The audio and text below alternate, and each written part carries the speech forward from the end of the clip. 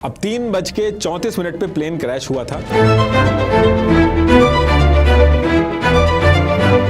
और 30 मिनट बाद करीब 4 बजे ही अंधेरा होना स्टार्ट हो गया था। वहां पे स्नो बहुत ज्यादा गिरने लगी थी, हवा बहुत तेज हो गई थी, तो जो लोग ऑलरेडी ठंड से परेशान थे उनके लिए ठंड और बढ़ गई थी और चारों तरफ अंधेरा हो गया था, किसी को कुछ दिखना भी बंद हो गया था। और प्लेन जो था उसके अंदर जो सीट्स वगैरह थी वो एक्सीडेंट की वजह से सब टूट के आपस में उलझ गई थी। प्लेन के अंदर एक छोटी सी जगह में 33 लोग थे और चारों तरफ कुर्सियां थी, तो किसी के लिए भी कोई जगह नहीं हो पा रही थी। करीब 20 फीट की जगह में 33 लोग पड़े हुए थे और बाहर एक्सट्रीम वेदर था। तो ये लोग सारे लोग मिलकर डिसाइड करते हैं कि यहाँ पे जगह बनानी बहुत जरूरी हो गई है। तो ये लोग डिसाइड करते हैं कि जो लोग बेहोश हो गए उनको थोड़ी देर के लिए प्लेन से बाहर कर देते हैं और जब जगह अंदर बन जाएगी तो उनको वापस कर लेंगे। तो ठीक ऐसे ही करके इन्होंने प्लेन के अंदर जगह बनाई, लोगों को बाहर रखा जो बेहोश हो गए थे, जिनको चोट लगी थी। उसके बाद धीरे धीरे जब सारी जगह बनने लगी तो उनको अंदर कर लिया और उनको लिटा के उनको आराम करने दिया। अब ये प्लेन क्रैश तो हो गया था, लेकिन ये जितने 33 पैसेंजर थे ये बहुत ही श्योर थे कि प्लेन क्रैश हुआ है। इसकी खबर जो है वो आसपास में फैल गई होगी और आज रात की बात है। बाकी कल तो टीम आई जाएगी, बस कुछ घंटों की बात है, जैसे तैसे करके हमें रात काटनी है। लेकिन ऐसा सोचना इनकी सबसे बड़ी भूल थी। तो अब यहां से बैठ के लोग कोई प्लानिंग वगैरह नहीं कर रहे थे,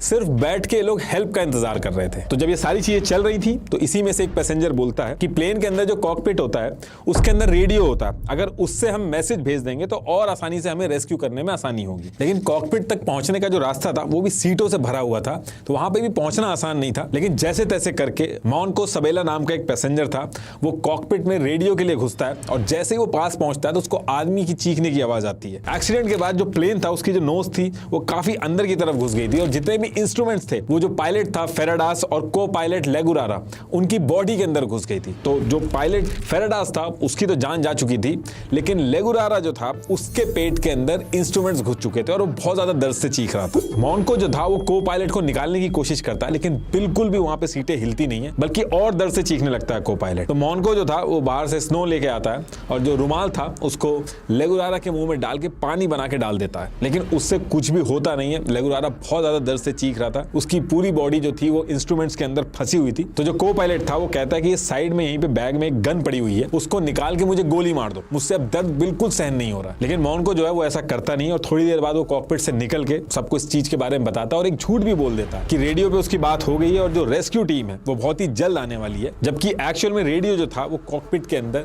डेड पड़ा हुआ था। ऐसा उसने इसलिए किया ताकि लोगों का जो मोराल है वो ऊपर रहे, लोग परेशान ना हो जाए। तो इसके बाद रात हो चुकी थी, चारों तरफ स्नो गिर रही थी, 0 डिग्री टेम्परेचर था, चारों तरफ अंधेरा था, ठंडी हवाएं चल रही थी। छोटी सी जगह में कोई टूटा पैर लेके, कोई बेहोश होके, कोई खून में लथपथ रात को जैसे तैसे अपना टाइम काटते हैं। और वहीं पे जो इनके बैग में वाइन की बोतल पड़ी थी उसमें से 5 बोतल निकाल के ये लोग आपस में बांट लेते हैं। अब अगले दिन यानी कि 14 अक्टूबर 1972 को मॉर्निंग होती है और स्नो जो थी वो काफी कम हो जाती है, लेकिन रात भर के अंदर 5 लोगों की और डेथ हो जाती है और जो को पायलट था उसकी भी जान जो थी वो इसी रात चली जाती है। तो जैसे ही अगली मॉर्निंग होती है तो टोटल जो पैसेंजर बचे थे वो 28 पैसेंजर बचे थे। तो इन लोगों ने जो बाकी के 5 पैसेंजर थे जिनकी रात में जान चली गई थी उनकी बॉडी को निकाल के प्लेन से बाहर रख दिया था। अब ये दिन भी निकल जाता है और कोई रेस्क्यू टीम नहीं आती है। तो ये सारे लोग मिलकर एक प्लान बनाते हैं कि जितने दिन हमें यहाँ रुकना है एक प्लान तरीके से रहना होगा, वरना बहुत ज्यादा दिक्कत हो जाएगी। तो ये लोग डिसाइड करते हैं कि प्लेन के अंदर जितना भी खाना है कोई भी अपना अपना खाना नहीं खाएगा। ये लोग सारा का सारा जो खाने का सामान था वो एक जगह इकट्ठा करना स्टार्ट कर देते हैं। लिक्विड में इनके पास 3 वाइन की बोतल बची थी, 5 इन्होंने रात में ही पी ली थी। बाकी विस्की और ब्रांडी की जो बोतल थी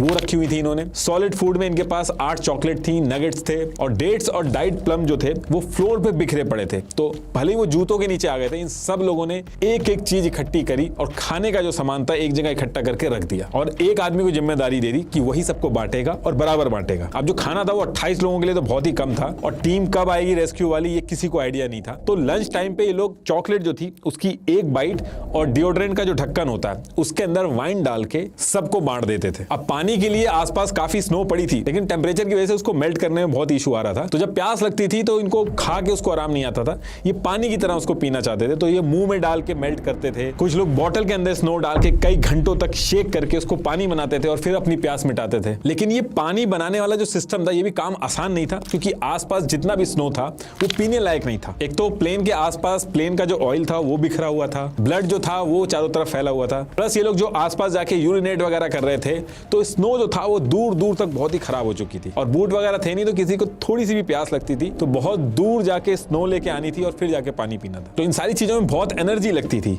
और इनको खाना नहीं मिल रहा था, ये सिर्फ इतना ही खा पाते थे जितना जी सके। तो जो साफ सुथरा स्नो था उसको लाके पानी पीना भी आसान काम नहीं था, उसमें बहुत ज्यादा एनर्जी लगती थी और खाना ये लोग ज्यादा खा नहीं पाते थे, भूखे रहते थे, वीक हो गए थे। तो थोड़ी सी भी बर्फ लाने के लिए इनको बहुत ज्यादा एनर्जी लगानी पड़ती थी और किसी को भी आइडिया था नहीं कि कितने दिन लगेंगे, कब रेस्क्यू टीम आएगी, कितना वेट करना पड़ेगा। तो ऐसे में ये लोग अपनी जो एनर्जी थी उसको हर तरीके से सोच समझ के यूज कर रहे थे। अब इधर ये सारी चीजें चल रही थी, दूसरी तरफ चिली, अर्जेंटीना, उरुग्वे में ये सारी खबर पहुंच चुकी थी कि यहां से एक प्लेन गायब हो गया, उसके जो पैसेंजर हैं वो भी नहीं मिल रहे हैं। और जो लास्ट लोकेशन थी, जो लास्ट बात हुई थी, उस लोकेशन के ऊपर उरुग्वे, चिली और अर्जेंटीना के जो प्लेन थे वो सर्च ऑपरेशन जो था वो करना स्टार्ट कर देते हैं।